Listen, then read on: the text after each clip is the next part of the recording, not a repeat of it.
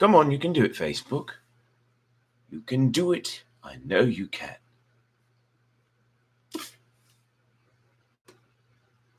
Well, we're live on YouTube. Come on, Facebook, you can do it. I know you can. Well, no, I don't. You can. I don't have much faith in you, actually. I just hope you can. You're being a bit of a jerkwad right now. So if you're watching on YouTube, I'm currently waiting for the Facebook Live to go live, but it's being strange.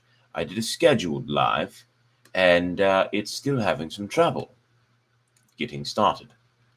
It's rolling and rolling and rolling and all that jazz, but it's just not doing it. Yeah, it says it's supposed to be going live now, but it's just not doing it. So, for those two of you on YouTube, welcome, glad you're here. I think I need to start over on Facebook, though. It's being a jerkwad, so here we go, yay! Live video. I need to start a new one. So, yes, Facebook is really... It's not very good with the live stuff, is it? It works, but not well, especially the new live system. It's just awful, isn't it? So, sorry it's taking a minute here. In the meantime, I guess we can chit-chat. So, hello, welcome to Storytime for you, one person who's watching on YouTube. It was two a moment ago, but I lost that second person, regretfully, probably, because I wasn't talking about anything. So there's that. Bummer. Regardless, let's do it. To it. Screw it. I'm just going to share this one on my timeline. I'm not going to worry about sharing it in the group. Story time. Yay. And this is Russian fairy tales.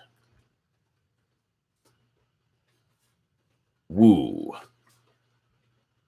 Going live on Facebook.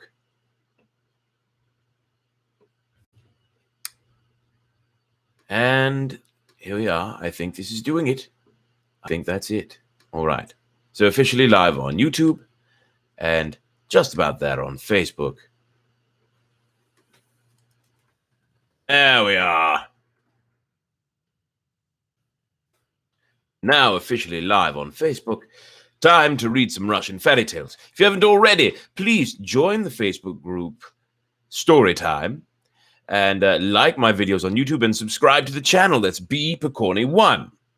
Okay? Do it. And you can follow me on Twitch as well. Brett Doesn't Game. Or one word, no punctuation.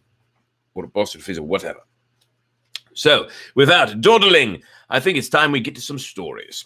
As people trickle in, they'll be able to catch up, although they might miss stories. But that's okay. You can always rewind, go back. Don't forget, if you would like a shout-out... No, don't turn pages. That fan is powerful. It's turning pages. If you would like a shout-out, please just say so. Yes, story time is early tonight. It's happening at 8 p.m. I'm doing a trial tonight. It's usually at 10 o'clock. But tonight I wanted to do it a little early. So 2 hours early. That's pretty significant. So... giving it a shot.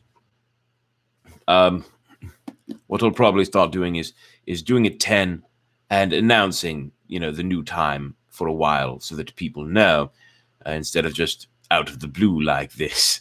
But that's okay.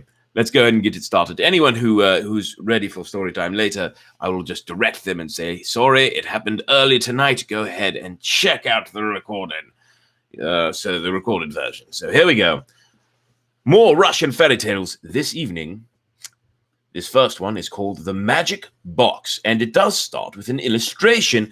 It's a full-page illustration. Allow me to show it to you. Pretty cool one here, isn't it? Back up a little bit so you can see the full thing. I'm having trouble. There it is.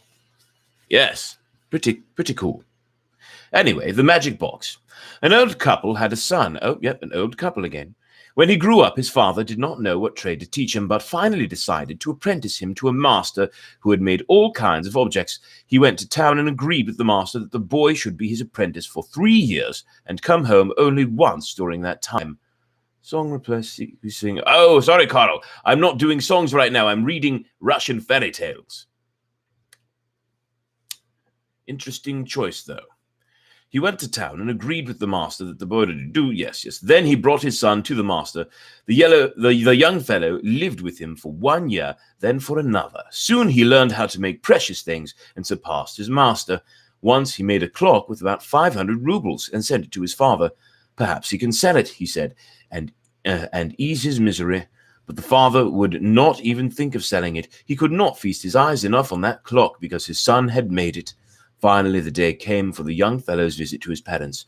His master was a magician and said, "Go, I give you 3 hours and 3 minutes. If you fail to return on time, you will die." That's awfully rash. The son thought, "How will I travel so many versts to my father?" Answering his thoughts, the master said, "Take this carriage. As soon as you sit down in it, blink your eyes." Our fellow did this, and no sooner did he blink his eyes than he found himself at his father's house. Well, that is quite useful. I would love a carriage that did that, wouldn't you? All right, continuing on. He stepped down from the carriage and came into the room, but no one was there. His father and mother, seeing a carriage drive up to their house, had been frightened and hid themselves in the cupboard near the stove. It took their son a long time to persuade them to come out. They greeted one another. The mother wept, for they had not seen each other in a long time. The son gave them the presents he had brought for them. While they exchanged blessings and conversed, time passed by. 3 hours passed, and only 3 minutes remained. Now only 2, now only 1. An evil spirit whispered to the young man, "Hurry up, else your master will take you to task." The young man was worried, said farewell to his parents, and left. Soon he arrived at his master's house, and an evil spirit tormented his master because the apprentice was late. The young man apologized. His master fell at his feet and said, "Forgive me for being late. I'll never do it again." The master only chided him and truly forgave him. It's a good master. It's a good master. Yes, it's good to forgive your students and stuff and not just kill them for being a minute late. Our young man resumed his former life and began to make all sorts of things better than anyone else. The master thought, "If the young man leaves me, he will take all my trade away, for he is now better than his master." So he commanded him, "Worker, go to the underground kingdom and bring me a little box that stands on the king's throne." So together they made a long ladder by sewing one thong to another and attached a little bell at each seam. The master lowered his apprentice into a ravine and told him to pull on one thong as soon as he got the box. This would set the bells to ringing, and the master would hear him. The young man went down into the earth, saw a house, and entered it. A score of peasants rose from their seats, bowed to him, and in one voice said, "Welcome, Prince Ivan." The young man was surprised. What an honor! He entered another room that was full of women. They too stood up, bowed to him, and said, "Welcome, Prince Ivan." All these people had been sent there by the master. Then the young man went into the third room. There he saw a throne, and on the throne a box. He took the box, went from the house, and all the people followed after him. They came to the thong ladder, shook it, tied a man to it, and the master pulled it. "Hello, Shay, glad you have joined." The apprentice intended to tie himself to the ladder with the box when all the others had been raised up. The master pulled out half the people. Suddenly, one of his workers came running to tell him that an accident had happened in his shop. The master ordered his worker to pull everyone out from underground except the peasant's son and left the spot. So all the people were pulled out by the thongs, and only our young man was left. He walked in the underground kingdom, and at last happened to shake the box. Thereupon a dozen strong fellows appeared and asked, "What is Prince Ivan's desire?" Wow, this is similar to something that's happened before. "Pull me up to the surface." The men seized him and lifted him out. He did not go to his master, but to his father. Meanwhile, his master remembered the box, ran to the ravine, and shook the ladder, but his apprentice was gone. The master thought, "Apparently he has gone off somewhere. I must send someone for him." After some time, the peasant's son chose a fertile spot, tossed the box from hand to hand, and suddenly 24 strong fellows appeared. "What is your desire, Prince Ivan?" "Build a kingdom on this spot and let it be better than all other kingdoms." In no time, the kingdom was there. Our young man established himself there, married, and began to live gloriously. In his kingdom there was a little fellow, quite insignificant, whose mother often came to Prince Ivan begging for alms. Her son had said to her, "Mother, steal the little box from our king." One day Prince Ivan was not at home. His wife gave the old woman alms and left the room. The old woman snatched the box, put it in a bag, and brought it to her son. He tossed the box from hand to hand, and the same strong fellows jumped out. He ordered them to cast Prince Ivan into a deep ditch where only cattle carcasses were thrown, and disposed of his wife and parents. He made them lackeys or banished them somewhere. He himself became king. Oh no, King Ivan! And so the peasant's son sat in the ditch a whole day, then a second, then a third. How could he get out? He saw a huge bird dragging a carcass. Just then, a dead animal was thrown into the ditch, so he tied himself to it. The bird swooped down, snatched the carcass, carried it out, and perched on a pine tree. Prince Ivan dangled there, for he could not untie himself. A huntsman appeared, took aim, and shot. The bird took wing and flew away, dropping the dead cow from its claws. The cow fell, and Prince Ivan fell with it. He untied himself, and I thought he couldn't untie himself. He untied himself and walked down the road, wondering how to recover his kingdom. He felt in his pocket. There was the key of the box. He tossed it, and two strong men jumped out. "What is your desire, Prince Ivan?" "You see, brothers, I am in trouble." "We know it, and it is lucky that we two remained with the key. Couldn't you bring me the box, brothers?" Prince Ivan had no sooner said this than the two men brought him the box. When he beheld it, he took heart, ordered the beggar woman and her son to be put to death, and became king as before. So, I don't know if you remember or if you were here last night, but I said we're going to start doing something new. We're going to start guessing at the moral of the story at the end of each of these Russian fairy tales. So, in that one, I'm going to guess. I don't know if it's a new time right now. For today, it's a new time. I'm toying with it a bit. We'll figure out for sure when it will be. But in the meantime, the moral of that story, what do you think? I'm going to guess two different ones. One, don't be greedy. You know, the beggar and his mother were greedy, and they overthrew the king. And at the end, they were killed for it. So don't be greedy. And the other moral I'm going to guess is be patient and have faith. Kind of 2 in 1, I suppose, but be patient and have faith, because that's what Prince Ivan did. And everything turned out all right. In the end, he had everything he needed. So, let us move on to the next story. Oh, that is quite a title. Buktan Buktanovich. I'm guessing that's what it's called. In a certain kingdom in a certain land, there lived one Buktan Buktanovich who had a stove built on pillars in the middle of a field. He lay on the stove in cockroach milk up to his elbows. That sounds disgusting. Although, I remember reading a story recently that apparently cockroach milk is extremely, extremely nutrient-rich and stuff, but I don't think I would want to drink it. Let's move on, shall we? A fox came to him and said, "Buktan Buktanovich, would you like me to marry you to the Tsar's daughter?" "What's that you're saying, little fox? Do you have any money?" "I have 1 5-kopeck piece."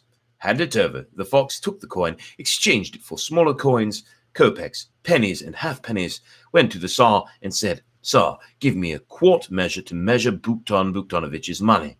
The Tsar said, "Take 1." The Tsar took it home, stuck the kopeck behind the hoop around the measure, brought it back to the Tsar and said, "Tsar, a quart measure is not big enough. Give me a peck measure to measure Buktan Buktanovich's money." "Take 1." The fox took it home, stuck a kopeck behind the hoop of the measure, and brought it back to the Tsar. "Tsar, a peck measure is not big enough. Give me a bushel measure." "Take 1." The fox took it home, stuck what remained of his coins behind the hoop, and brought it back to the Tsar. He said, "Have you measured all his money, little fox?" The fox answered, "All of it. Now, Tsar, I have come for a good purpose. Give your daughter in marriage to Buktan Buktanovich." "Very well, show me the suitor." The fox ran home. "Buktan Buktanovich, have you any clothes? Put them on." He dressed and, accompanied by the fox, went to the Tsar. They walked along the marketplace and had to cross on a board over a muddy ditch. The fox gave Buktan a push, and he fell into the mud. The fox ran to him. "What is the matter with you, Buktan Buktanovich?" Oh dear. Saying this, the fox smeared him with mud all over. "Wait here, Buktan Buktanovich, I shall run to the Tsar." The fox came to the Tsar and said, "Tsar, I was walking with Buktan Buktanovich on a board over a ditch. It was a wretched little board. We were not careful enough and somehow fell into the mud. Buktan Buktanovich is all dirty and unfit to come to town. Have you some clothes you could lend him? Here, take these." The fox took the clothes and came to Buktan Buktanovich. "Here, change your clothes, Buktan, and let us go." So I have to say Buktan Buktanovich a lot in this story. That's apparently a clever fox and a lot of giving people, trusting people too. They came to the Tsar, and at the Tsar's palace the table was already set. Buktan did not look at anything except himself. He had never seen such clothes in his life. The Tsar winked to the little fox. "Little fox, why does this Buktan Buktanovich look only at himself? Tsar, I think he's ashamed to be wearing such clothes. Never in his life has he worn such mean garments. Tsar, give him the garment that you yourself would wear on Easter Sunday." And to Buktan the fox whispered, "Don't look at yourself." Buktan Buktanovich stared at a chair. It was a gilded one. The Tsar again whispered to the little fox, "Little fox, why does Buktan Buktanovich look only at the chair? Tsar, in his house, such chairs stand only in the bathhouse." The Tsar flung the chair out of the room. The fox whispered to Buktan, "Do not look at one thing. Look here a bit and there a bit." They began to talk about the purpose of their visit, the match, and then they celebrated the wedding. Does a wedding take long in a Tsar's palace? There's no beer need be brewed, no wine distilled, everything is ready. 3 ships were loaded for Buktan Buktanovich, and they traveled homeward. Buktan Buktanovich and his wife were on one of the ships, and the fox ran along the shore. Buktan saw his stove and cried, little fox, that is my stove." "Be quiet, Buktan Buktanovich, the stove is a disgrace."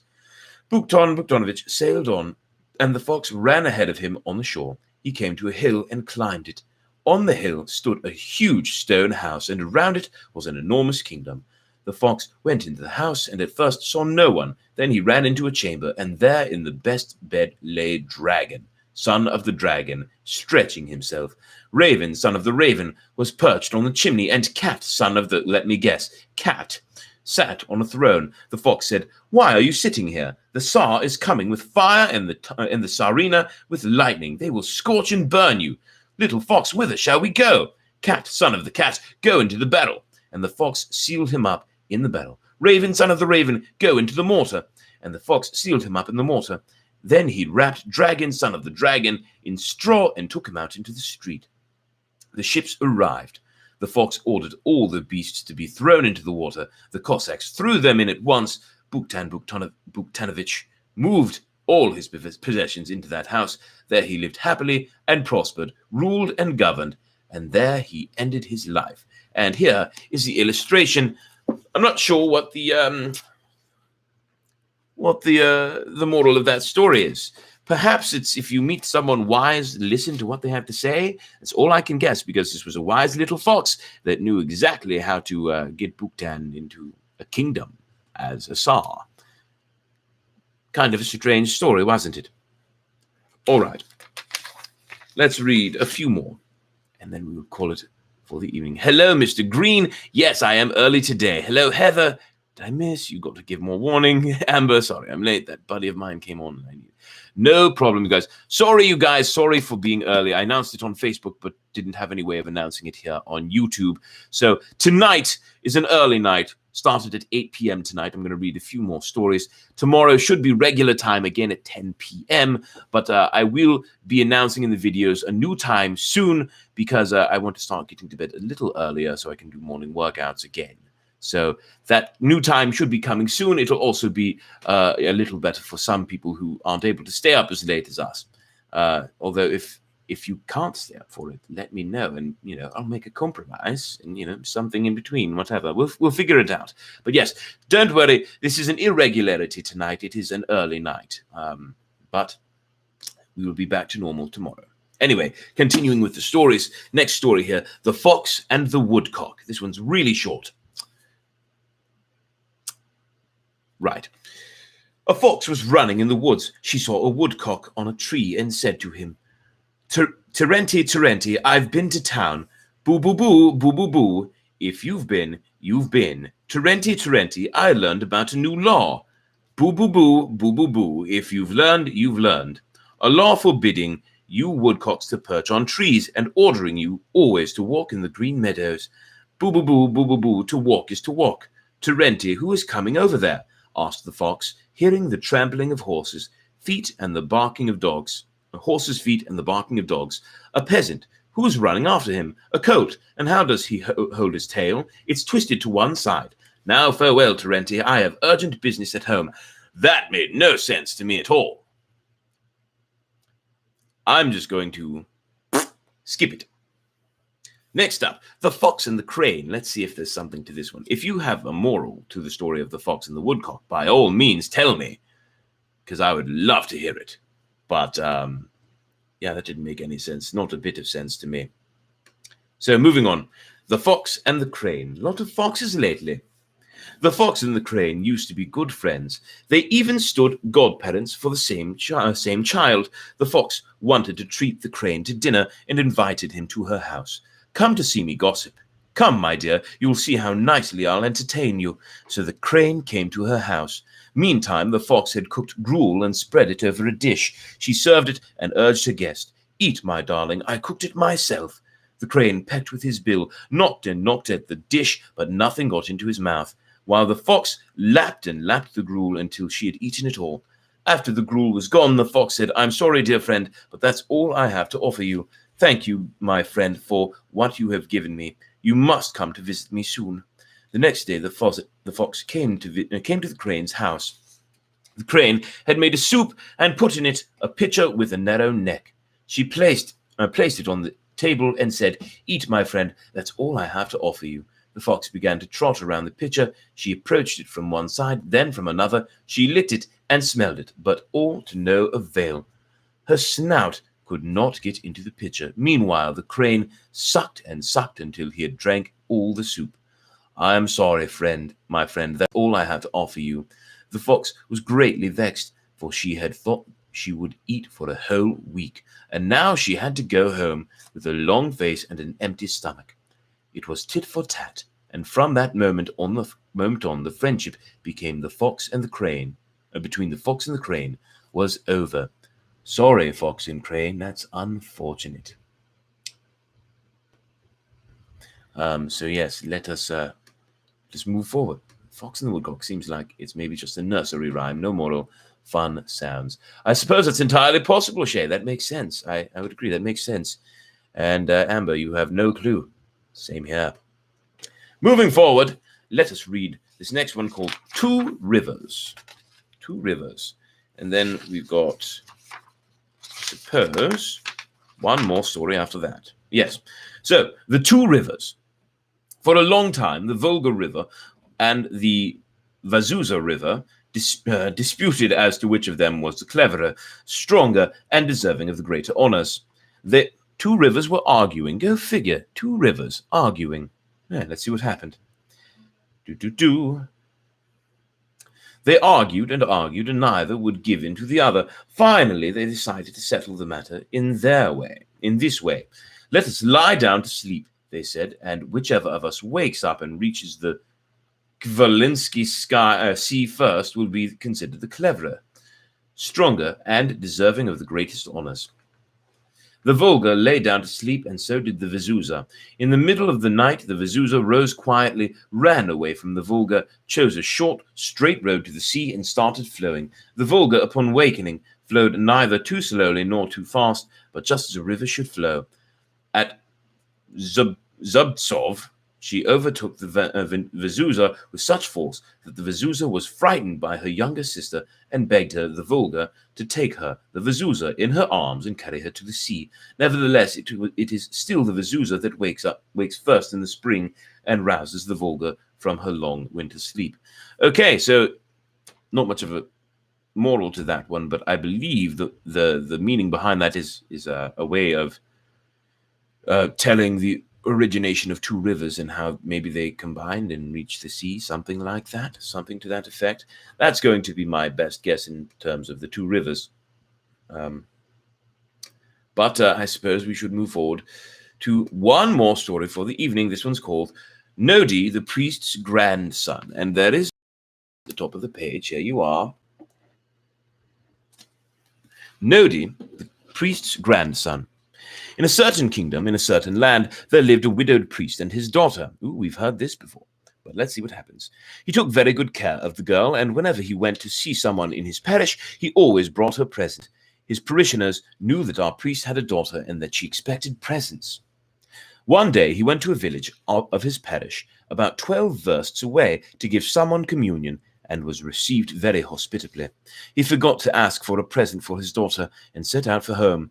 As he was riding on the road, he beheld a human head burning. In fact, it was almost all burned, only ashes remained. At first he passed it by, but then he changed his mind. Here is a human head burning, he thought. I will take it, put the ashes in my pocket, bring them home, and place them in the cellar. But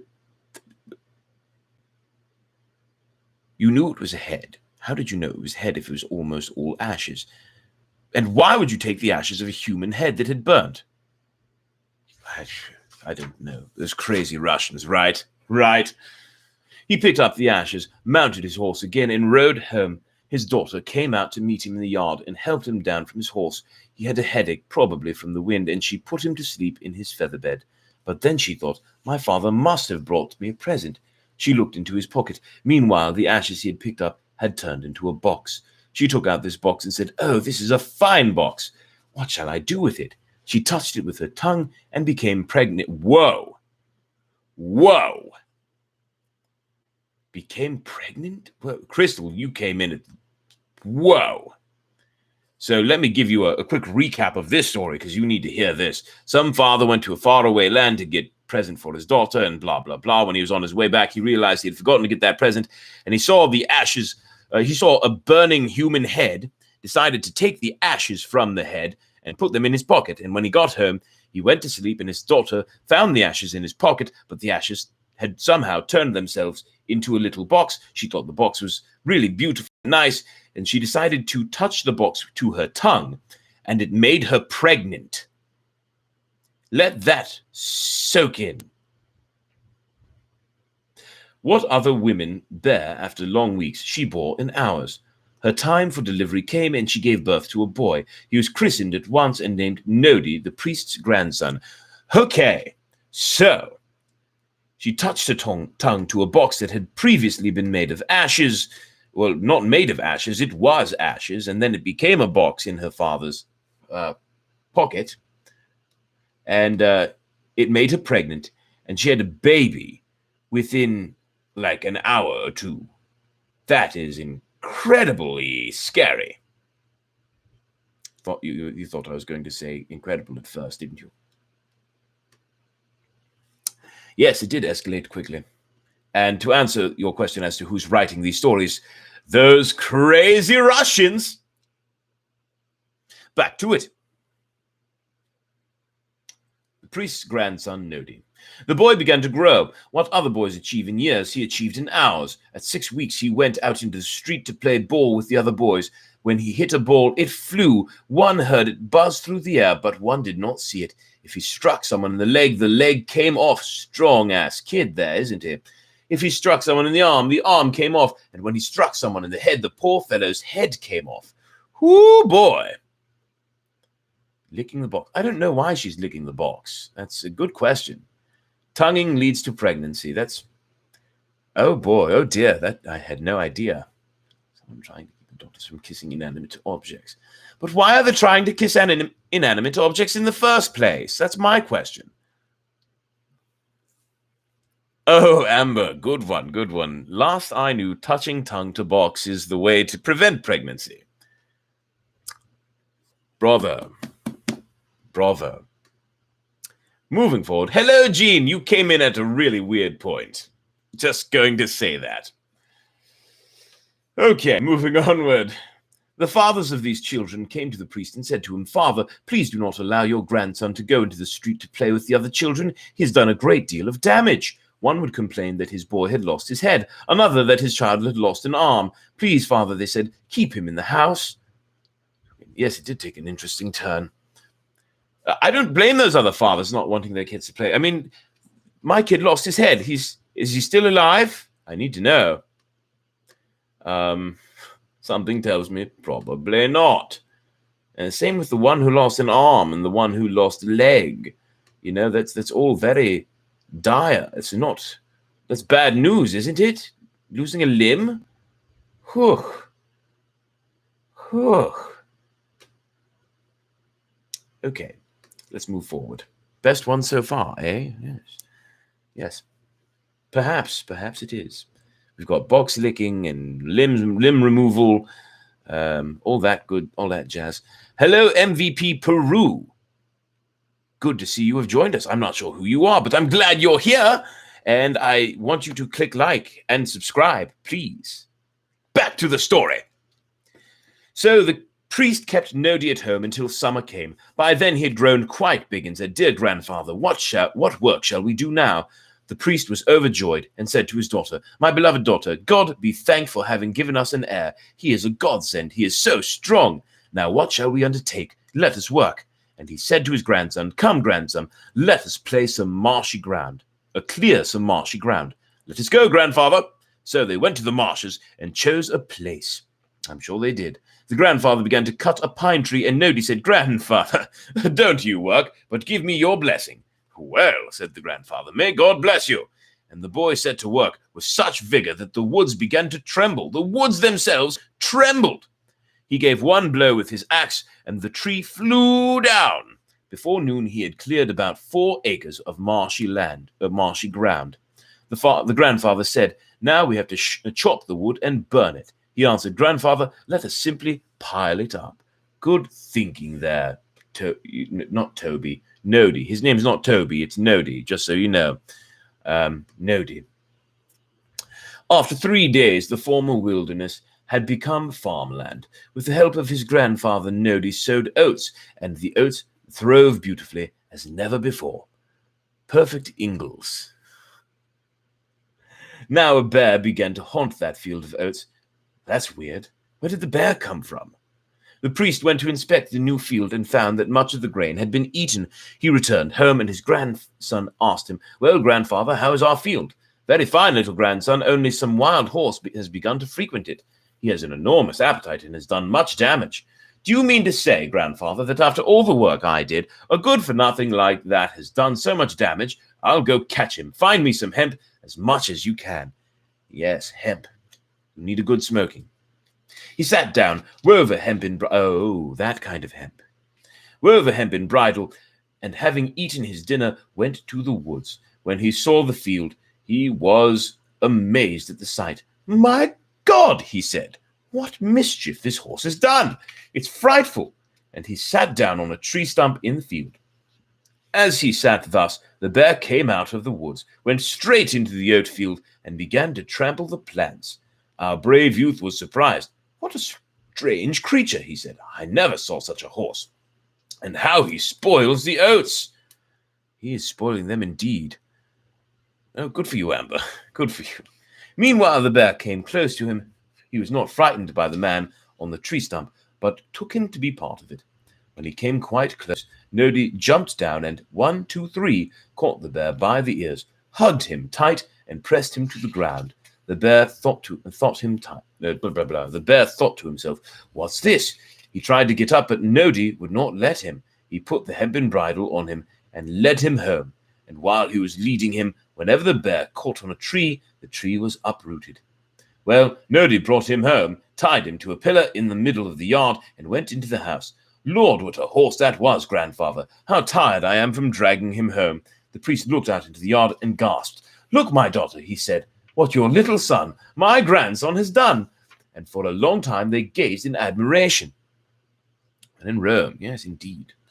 In admiration, Nodi said, "Don't stare, but tell me, what will we do with this horse? What work will we give it? For it is very strong." "Use it to bring wood," said the grandfather. So Nodi took the bear, harnessed him to a cart, and began to use him to carry wood. In 3 days he had carted off the whole village. The villagers did not venture to go out, for the entire village had disappeared. Wait, why would you do that? Now, this is making less and less sense as we go on, and that's saying something, because it didn't make much sense in the beginning. They came to the priest and said to him, "Put him wherever you will, but he must not stay here. What kind of behavior is this? In 3 days he has taken the whole village away. We cannot go out for fear of him." "Ah, my daughter," said the priest, "what are we to do? I am sorry for your son, my grandson, but we must send him away. Let him go wherever you will." And he called his... Wow, going to do that to your daughter, eh? And he called his grandson and said to him, "Well, my beloved grandson, the villagers have come with the request that we send you away. I am sorry for you, but you must go." "Hey, my beloved grandfather, you should have told me that long ago, and I would have gone without delay. My beloved mother, bake a loaf of bread for me." His mother baked a loaf of bread for him and put it in his knapsack. All right, that sounds delicious. I wonder if he will spend the rest of his life chewing that bread, as tends to happen in these stories. He rose very early and washed himself clean. Then he put his knapsack on his back and asked for a blessing. "My beloved mother and my dear grandfather, give me your blessing for my journey." He said his prayers and set out. He came to the open field, and instead of taking a road or a path, went through the thick forests and deep swamps and walked for 7 days with his mouth open and his tongue hanging out. And he came to the thrice-ninth land, to the thrice-ninth kingdom, and found himself in an open field near a steep mountain, and saw there Gorinya, the mighty hero who kicked mountains about like balls. Nodi, the priest's grandson, went to him and said, "God be with you, Gorinya, mighty hero. What immense strength is in you that you can kick mountains about like balls?" Gorinya answered him, "Hey, brave youth, do not admire my strength. It is said that beyond thrice-9 lands in the thrice-10th kingdom there is a certain Nodi, a priest's grandson, who is much stronger than I. He brought a bear from the woods, and on this bear loaded his entire village. His bones will not be carried by a raven. He will not be borne by a good young steed." And Nodi answered him, "Ah, brother Gorinya, mighty hero, the raven did not carry his bones, but he carried himself. But he himself is here." Gorinya said, "Ah, brother, so you are Nodi, the priest's grandson. Take me with you as your younger brother." Nodi took him, and they traveled to many far lands and conquered many mighty knights and captured many cities. Then they both got married, and they and their brides prospered. All right. Interesting, happy ending there. What do you think? Is there a moral to that story? I'm going to take a wild guess, and I'm going to say if you are, if your people don't accept you, go out and create your own fortune and become your own hero and yada, yada, jazz, jazz, jazz. I don't know. I'm only guessing here. Anyway, everyone, that was the last story for the evening. I know it's an early night, isn't it? In the meantime, please, if you have not yet, like this video and subscribe to my YouTube channel, Beepercorning1. If you are not a part of it, please join the Facebook group, Storytime. Work hard for what you... Oh, yes, work hard for what you want. That's good, Mr. Green. I like it. Find those who do accept you for you. Good one there, Amber, as well. But anyway, yes, and Heather. No originals tonight. I don't have one prepared for you, unfortunately. But next week, don't worry, I will have some for you next week. So until then, much love, much appreciation. Thank you all for being here, for listening, for watching, and for being a part of this. Don't forget to share it with your friends so that they can enjoy it as well.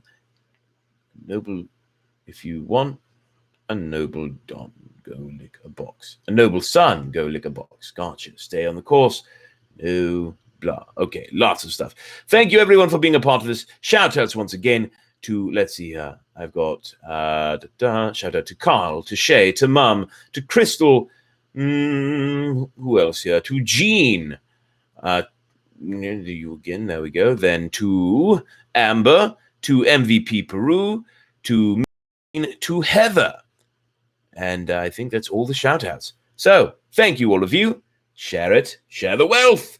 And if you haven't, join the Facebook group, subscribe to the YouTube page, find me on Twitch. It's Brett Doesn't Game, all one word. Have a good night, everyone. Until next time, I bid you adieu. It will be regular time tomorrow, 10 p.m. with Dracula.